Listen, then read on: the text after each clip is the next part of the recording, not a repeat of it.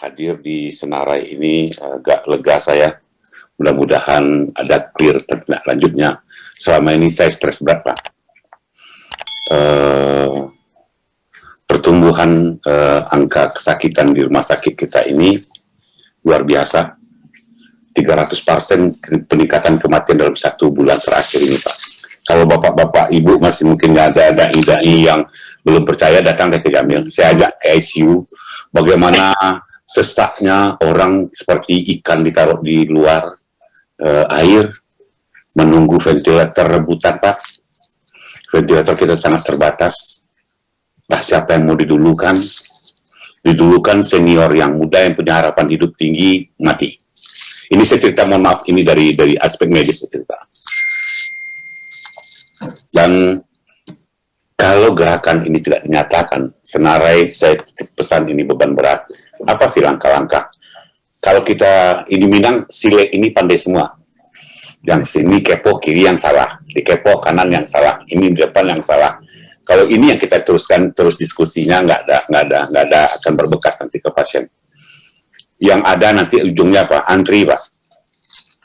Sekarang sudah mulai antri. Di Sisrute, di rujukan terintegrasi, finance sekarang udah buka tenda, Pak.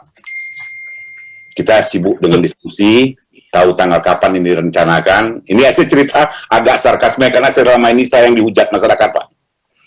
4,5 jam sempat masyarakatnya tidak terlayani, habis tuh sampai ke dirut-dirutnya. Disuruh prokes, nggak ada yang mau. Pas sesak nafas, pas mau mati, pas mau ini, saya kasar ngomongnya gini, sekarang udah sekapan lagi saya bisa bicara seperti ini depan forum. Ini semua petugas rumah sakit yang sudah hampir 2 tahun bergelimang dengan kesakitan sendiri, Pak.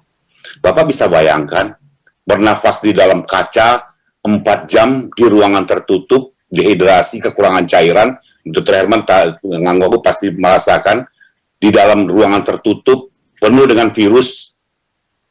Sementara kita asik dengan begitu, ini juga menjadi campur. Intinya, saya pikir ada klarifikasinya. Bulan berapa ini kita bisa selesaikan? Bulan berapa ibu-ibu bisa dikasih pengertian? Bulan berapa semua masyarakat kita itu dikasih pengertian? Mau berapa bulan targetnya? Karena korban berjatuhan terus nih, Pak. Kalau sudah dijamil, sudah penuh. Kita mulai dari 14 tempat tidur. Bapak tahu berapa sekarang kita alokasikan, Pak? 358 tempat tidur, Pak. 141 dengan ICU. Kenapa? Rumah sakit lain tidak ada di Sumatera Barat yang pakai ICU, Pak. Dan ke 141 ini sekarang sudah 146 nih sekarang yang berbaring di rumah sakit ini. Dengan kondisi ICU, Pak. Kalau ada juga yang mengatakan ini adalah kolaborasi, ini adalah permainan, ini adalah politis, ini adalah kong kali kong, saya undang mereka keliling di rumah sakit di ICU ini, Pak, memperlihatkan inilah kondisi real dari COVID ini. Dan sekarang, untuk bulan Juli, Bapak, itu lebih banyak yang mati di bawah umur 55 dibandingkan dengan umur 60. Artinya apa? Beban virus sudah semakin tinggi. Artinya apa? Orang yang berkeliaran tidak terdeteksi oleh pemerintah daerah. Betul kata Pak Nadi tadi. Harusnya 1 orang yang positif, 25 diperiksa besoknya. 25 ditarik oleh puskesmas ke tempat pemeriksaan. Sekarang apa yang terjadi? 1 orang 4 orang cuma yang diperiksa. Ada 20 orang liar yang tiap hari bertambah. Kalau dia 1.000, ada 19.000 orang tiap hari bertambah. Kali berapa, sudah berapa bulan kita melaksanakan ini? Paling kita taruh 3 minggu. Udah puluhan ribu orang yang tanpa gejala. Sekali menurunkan kita yang di usia yang tua ini berdampak kepada kematian. Dan ini tidak lagi kita di dalam ajang pembicaraan. Ini harus ajang kerja. Harus ada agenda tetap di Senarai ini. Tanggal berapa kita ke Pesaman? Apa yang kita lakukan? Tanggal berapa kita ke Bukit Tinggi? Apa yang kita lakukan? Dan targetnya apa? Berapa persen penurunan kasus? Apa yang kita lakukan? Sudah ada di hulu, ada Nagari Tageh. Nagari Tageh itu adalah satu konsekuensi yang clear untuk penurunan kasus. Tapi kita tidak sokong. Semua serba pintar. Nagari Tageh itu bagaimana mengcover 1 orang, setelah itu di kelilingnya itu kalau dia posisi OTG dikurung dalam satu tempat, diberi makan oleh masyarakat sekitarnya, dia tidak merasa stres, dia tidak merasa, seminggu dia bisa dikembalikan ke masyarakat. dengan kondisi sehat. Ini tidak dilakukan. Gerakan ini hilang, Pak. Justru orang luar meniru. Bali menjadi terkenal sekarang ini gara-gara apa yang dikomitmenkan oleh Sumatera Barat.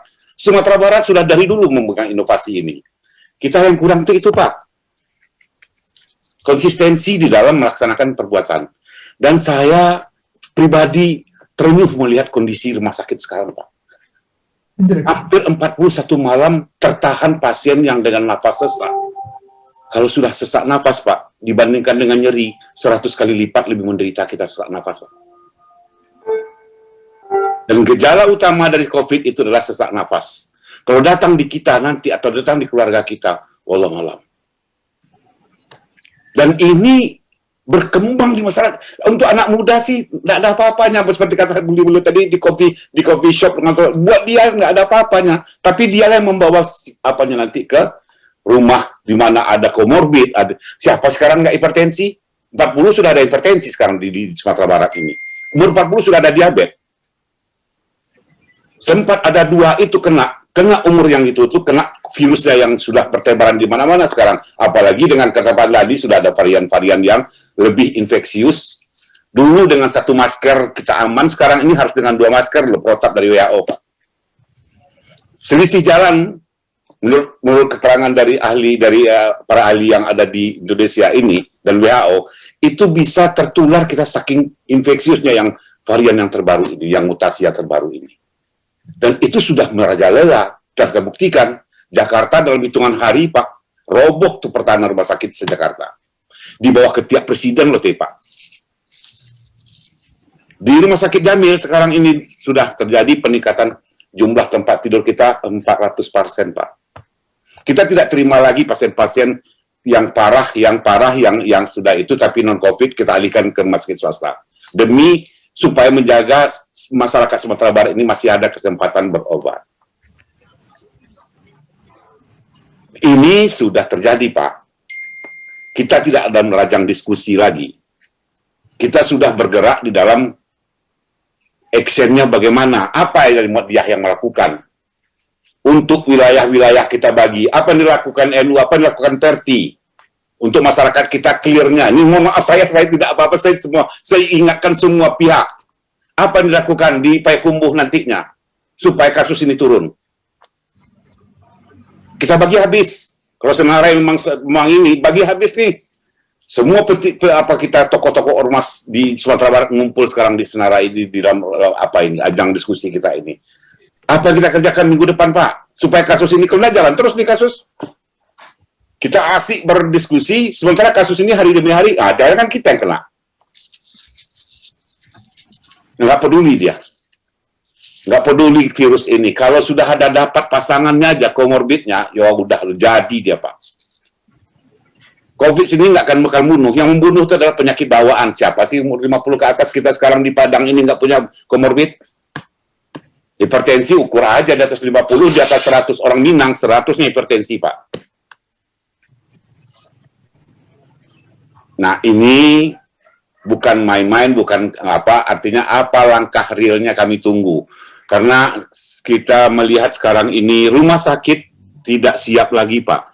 Saya punya anggota 74 rumah sakit di Sumatera Barat ini dengan kapasitas tempat tidur 7.569 yang didedikasikan untuk COVID di tahun 2020, zamannya Pak Irwan Praitno jadi waktu itu masih gubernur, itu 799.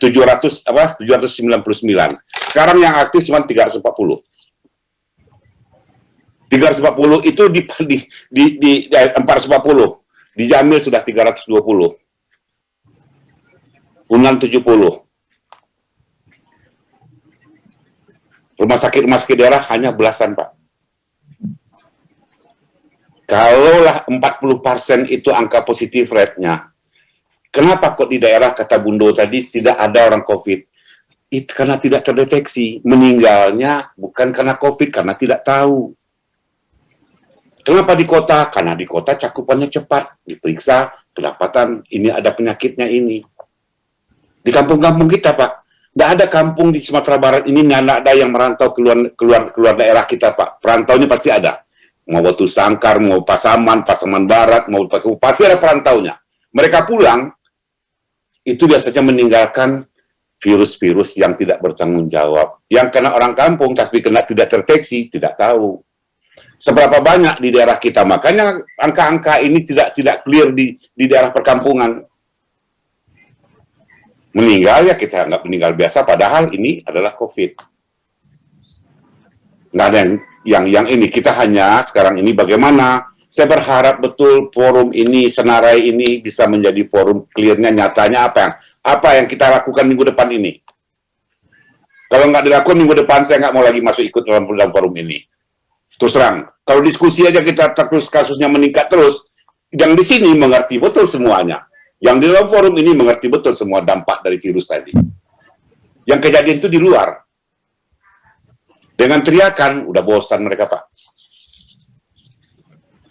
Orang luar aja jenuh. Apalagi udah setahun setengah loh masyarakat itu di pelang-pelang bagian ini, ya udah jenuh. Pendapatan sudah menurun, yang mau dimakan sudah kurang.